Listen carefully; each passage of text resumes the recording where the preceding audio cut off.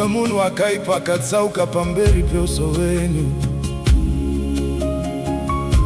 akazoita zvinhu zvakaipa pamberi penyu. Ndakaziva kuti ndakatadza pamberi penyu, ndakarega kuita zvinhu zvandakafanira kuita, ndakaita zvinhu zvandisina kufanira kuita. Hapana utano mumuviri wangu, asi muna vanhu venyu Mwari. Muzodzoze nguva munovachengetedza, imi pane zvinhu zvose ndinoziva maoko enyu Baba. Mundiregererewo mirau yenyu.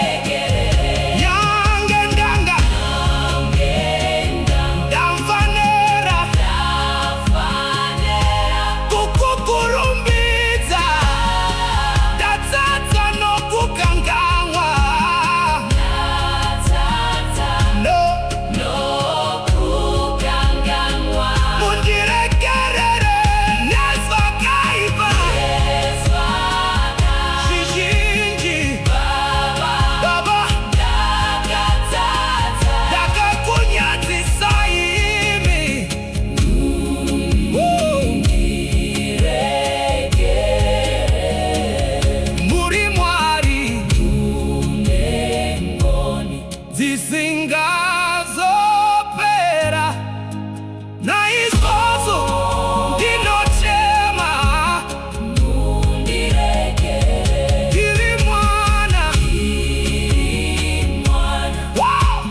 wenyu Nyangwe. Ndakatadza Baba, ndadzoka Nyangwe.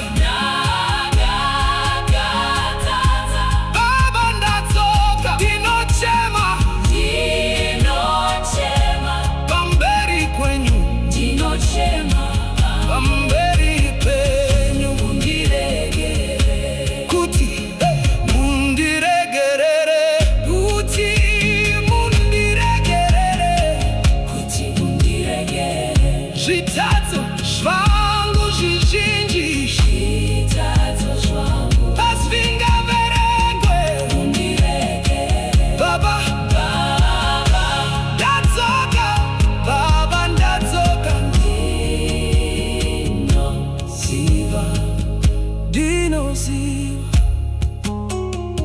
Ndichasimuka ndiende kuna baba vangu, ndiguti kwavari, ndakatadza mundiregere.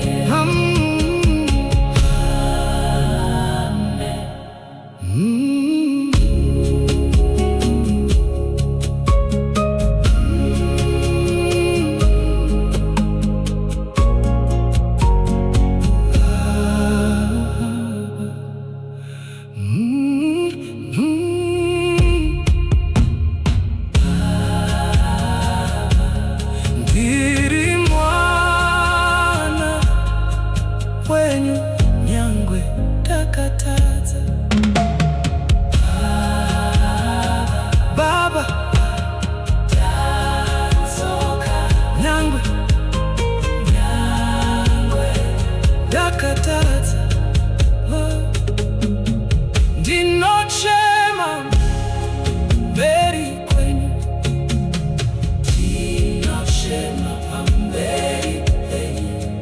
ndinochema pamberi penyu.